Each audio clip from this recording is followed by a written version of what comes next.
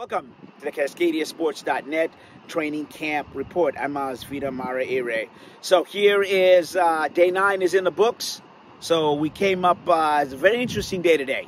And we saw some athletic things, some almost funny, but to kind of give some context. And then we heard, about the team's determination to get ready for Saturday.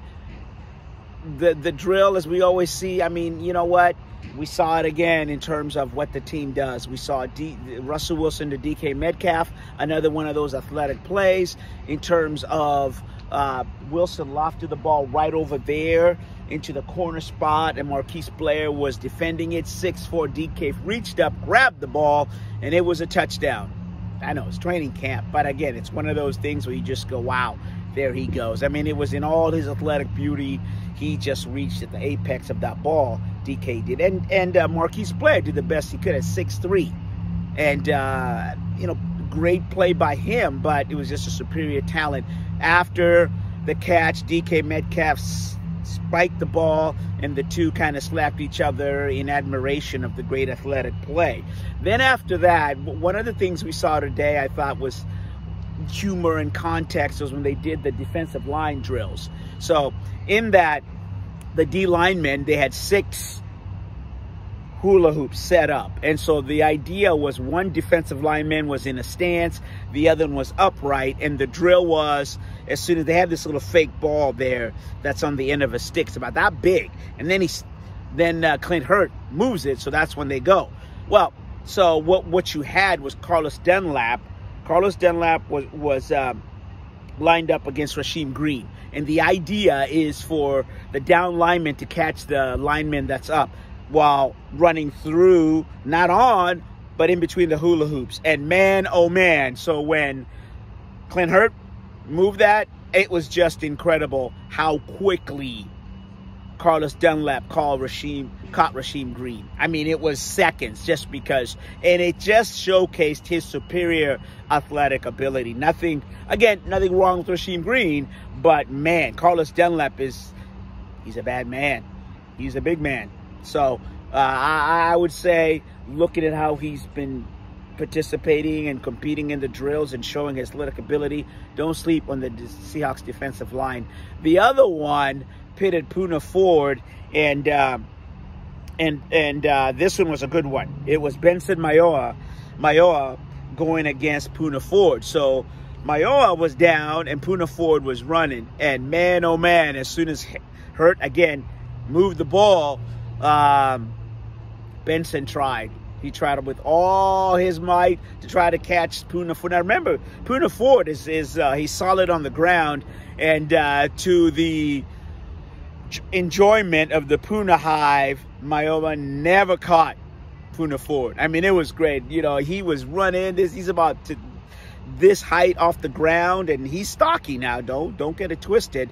And he never caught them. So that was a really kind of a fun drill. But it was fun for us to kind of get a smile, and the players as well. But it really showed the athleticism of the Seahawks defensive line. As I said, don't sleep on the defensive line. The other thing that we saw, that there was a lot of players that sat out, and no practice today with Dwayne Eskridge. Pete Carroll said he's working. He worked out today, 5 days. So the rookie. So he's one of those you want to look for on Wednesday. Hopefully he participates on Wednesday. That way he'll participate on Saturday. Other players that did not participate today: Rashard Penny, cornerback Demarius Randall, running back Travis Homer, Kerry Hyde Jr. Pete said they just sat him out again just for a load management type of thing. Linebacker Nate Evans, linebacker Cody Barton, and linebacker John Ratgen. So yes, the linebacker situation is getting a little tenuous. We'll see what happens on Wednesday in terms of who practices. Tackles is another spot. Cedric Abue and did not practice, and neither did Ethan Posick. So as I said, the tall tale signs will be on Wednesday, and Kyle Fuller is really head and shoulders doing his thing from the center position, but it's early. It's very, very early. But today the offensive linemen continue You know, like the D-line, they're solid. Alex Collins is another one that had a really, really good practice. And Alex Collins is kind of looking and sniffing that, you know, that extra available reps that are out there if Rashad Penny can't go even on Saturday. So, hey, don't forget me, coach. And so Alex Collins continues to push. You know, we'll just have to wait and see on the Rashad Penny. Anything else is going to be speculation, you know. Don't know. It's something with an ankle. How long will it be? Don't know. Preseason is a long time. And the other thing I would take a look at is in terms of also Cody Thompson and Aaron Fuller. Both of those wide receivers are having good camps, and they're really making sure they're not forgotten in the shuffle. Of course, we talk about the, you know, Tyler Lockett, DK Metcalf, and and then Penny Hart. But Aaron Fuller and Cody Thompson are making plays, and they definitely are pushing for some playing time on Saturday, which means, you know, hey, let's see if I can get some rosters. Seahawks did make a roster moves today. The thing that we do have right now is we've got this exclusive Ugo Ahmadi interview. I'll start with your name. The full name. Yeah. Let's start there. What you want to know about my full name? you want to know how it's pronounced or what? Ugo Machi. So Ugo Ahmadi. Ugo Ahmadi. Yeah. And that is Nigerian? It's Nigerian. Igbo. Okay. Igbo. Okay. Yeah. Okay. And have you been in Nigeria? Yeah, when I was 2 years old. So I can't really recall too much of it, but I've been there though. Okay. I'm from Zimbabwe. That's what I'm just asking. Yeah, the connection. Okay, yeah, cool. that's what I'm just asking. The connection. I like that. Yeah. Anything? Are you looking to go back anytime soon? Or? But the only thing is, man, like my family goes back to Nigeria. They go back during like Christmas time, you know. Since I went to college, we had bowl games, and now NFL is still in season, you know. So like I'm gonna try to plan it during like the off season sometime, you know, to do that. I definitely want to go back because a lot of my fans been asking about me. Yeah, you got to feel that toe. Yeah, You that soil, and there's something about that. Mm-hmm. The reading. Can you talk a little bit? You read quite a bit. Yeah, I read a lot of books. You know, I'm all about what you put in your book is what you put in your mind. So if you're all on social media, worry about what this person's doing in their life, you're putting all the wrong things in your mind, you know. So when you read books, there's stuff that people write in their books that they won't say out of their mouth.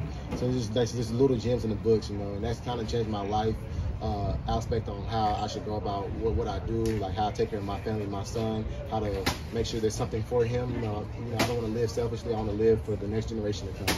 So all kinds of books, leadership, mindfulness, everything like that. Leadership, mindfulness, financing, everything, even people's lives. Like Mike Tyson's, Lawrence Taylor that played for the Giants. These people have crazy stories, and I don't want to make the same mistakes they made, you know. So I want to enlighten myself. Yeah, I love talking to Bobby because we talk about books. Mm-hmm. Oh yeah, books. He changed my life with reading books. I mean, I didn't know. Like I probably wouldn't be thinking the way I think now had I not. You know, I feel like everything happens for a reason. Me getting drafted here, me talking to Bobby just about books and stuff like that. It's just everything just comes full circle, man. What are you reading, and then we'll get on the field real quickly. So right now I'm reading Make Your Bed by William. He's a retired U.S. Navy SEAL. Yeah. One thing that stood out to me is the first thing he did when he was training to be a Navy SEAL was every morning they make your bed, and it has to be perfect. It has to be perfect. In your general or whatever, he comes and inspects your bed every morning to make sure your bed is made, and that's just building discipline and building character as well. You know, just the little things that take it far away. Because when you think about you going home today, and you look in your room and your bed is not made. So that's pretty much saying if your bed's not made, that's equivalent to saying your room is dirty in general. You know, so making your bed has been something I've been just doing. No matter how tired I am, I wake up 5 a.m. Wake up, make my bed. It's the first thing I got to do.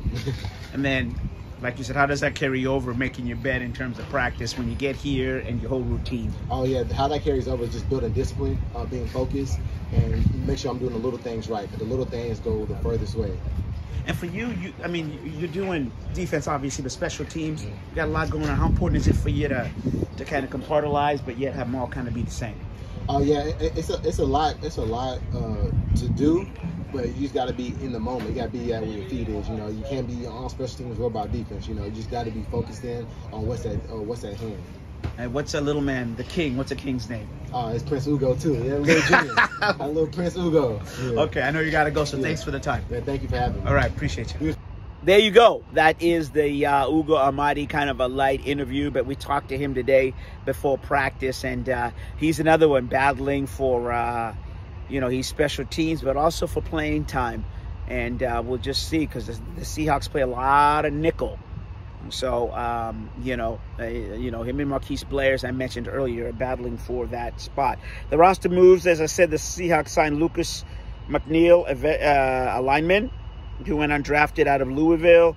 And the Seahawks tight end Mark Jacobson, a former basketball player who was signed last week, was waived. So, and then the receiver spot, as I talked about, Anthony Radcliffe Williams was signed, and they waived Darius Robinson in his place to get to the 90-man roster. So there it is, day 9 of the Seahawks training camp, and I would say let's wait and see what happens here today. Another festive. Things are starting to shake up with the countdown to Saturday.